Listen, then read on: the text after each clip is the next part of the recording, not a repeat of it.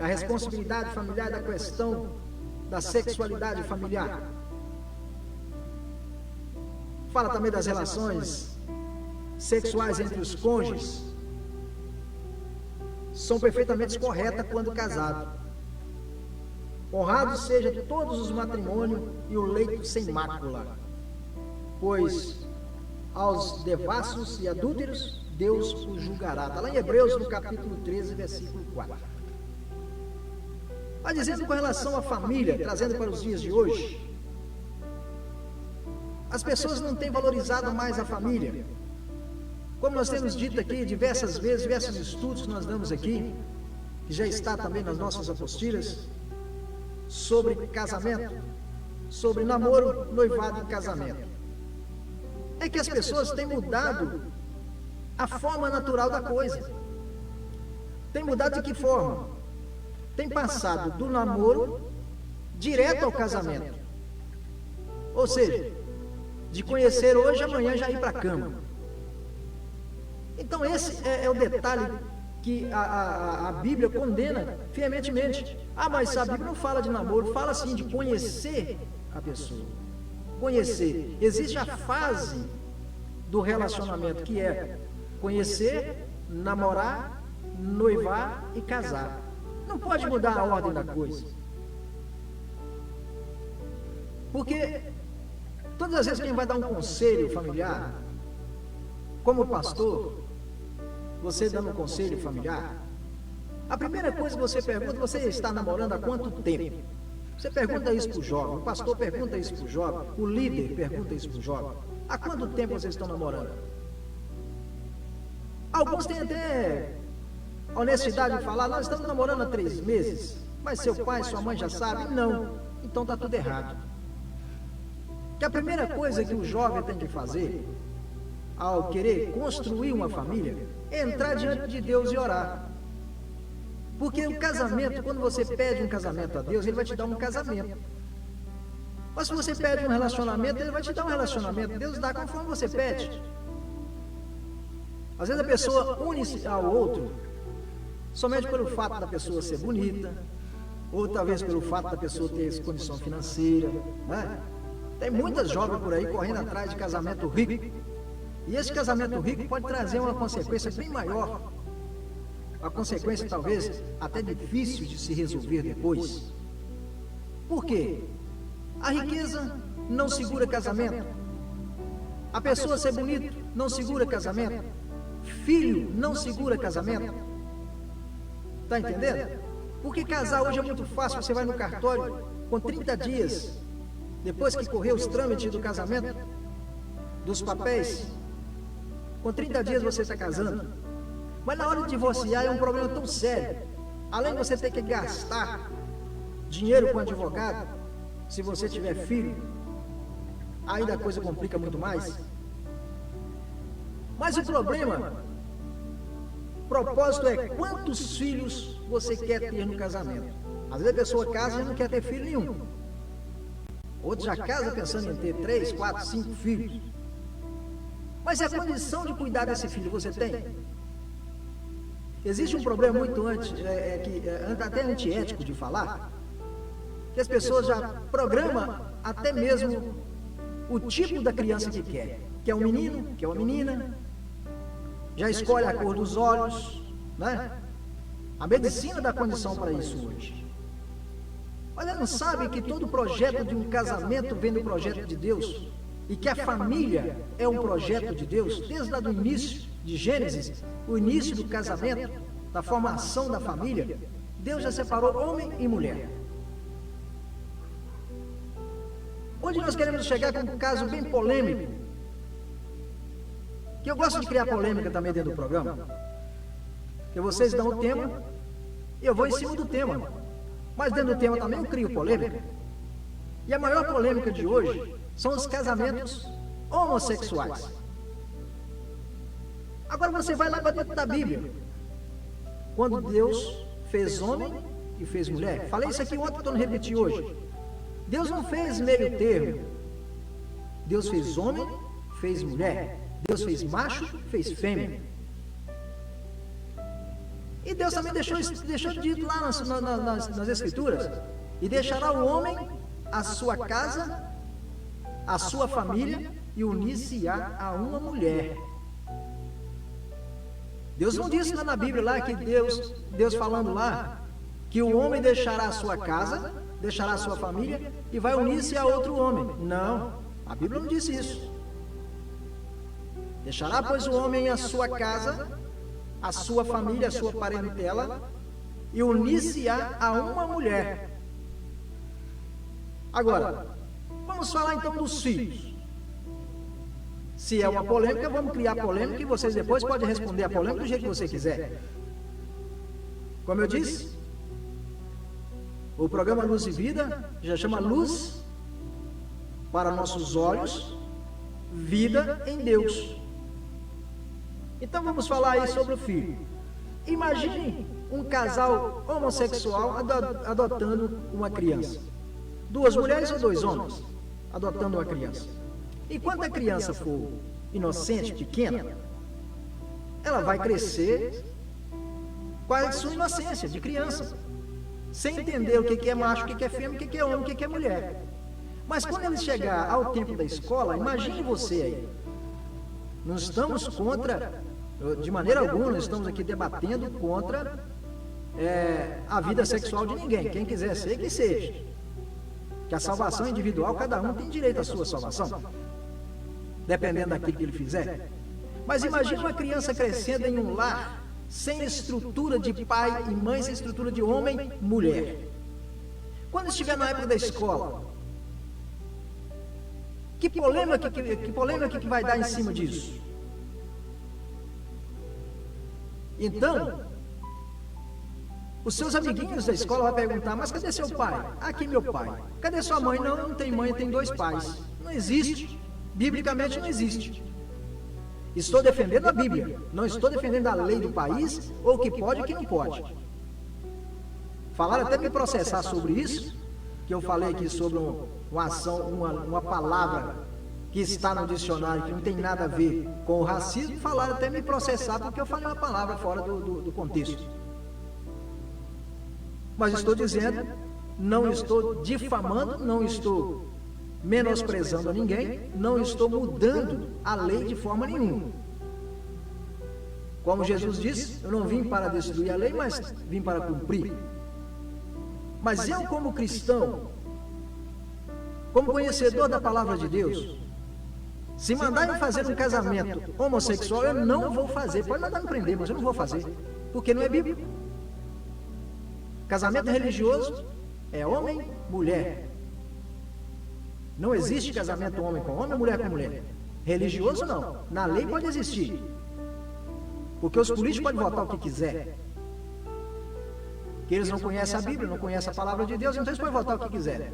Mas nós cristãos temos que defender fielmente que se casa homem com homem, se casa mulher com mulher, é só na lei.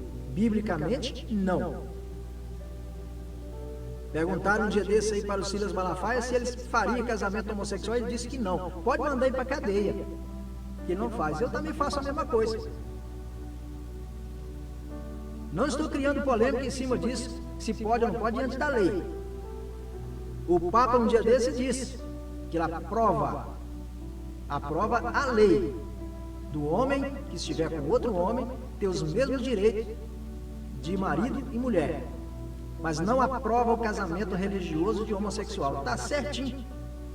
Tirei o chapéu para o Papa. Falou uma coisa exatamente conforme todo mundo queria ouvir. É isso que tem que ser. Eu acho que, como nós levantamos a tese ontem, cadê os políticos cristãos para defender uma lei dessa?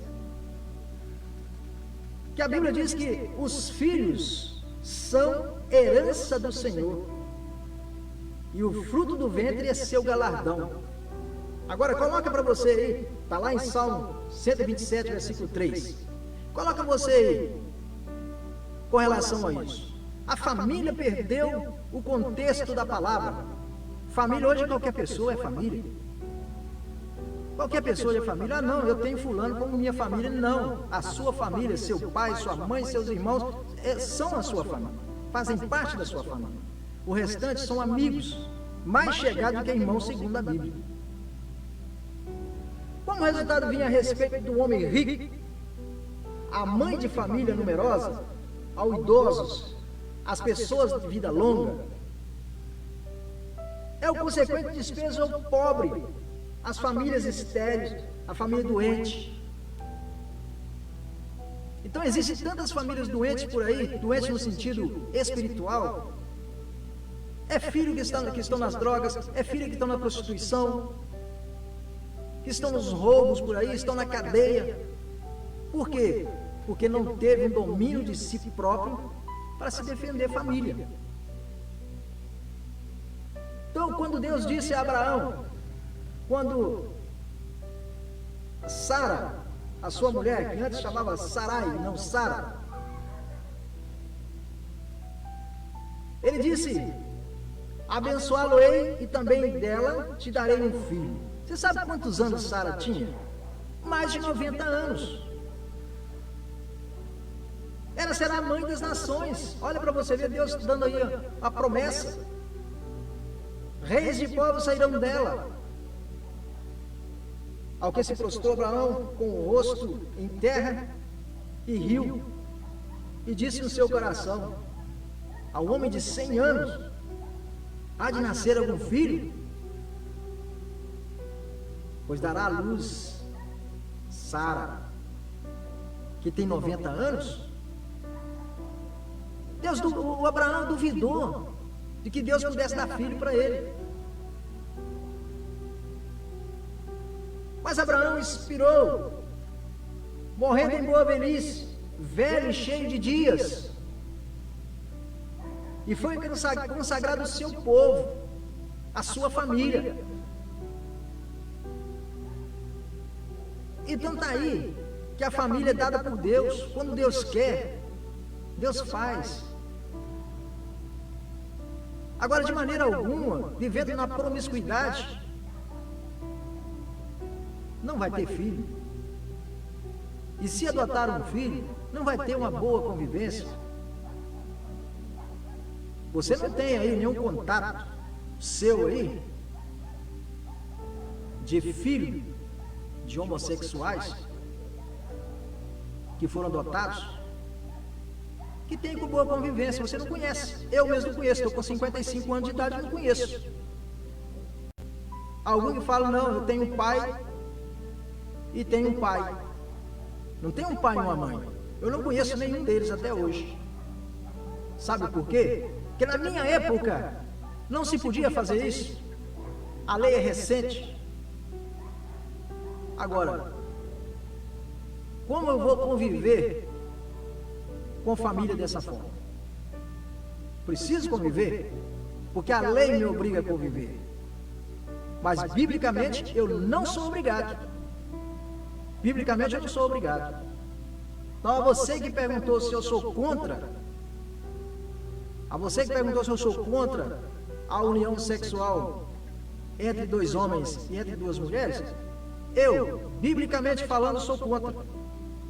Agora, se a lei libera, o problema é deles. Mas a minha concepção de Bíblia, não. O Antigo Testamento insiste no dever de gerar filhos.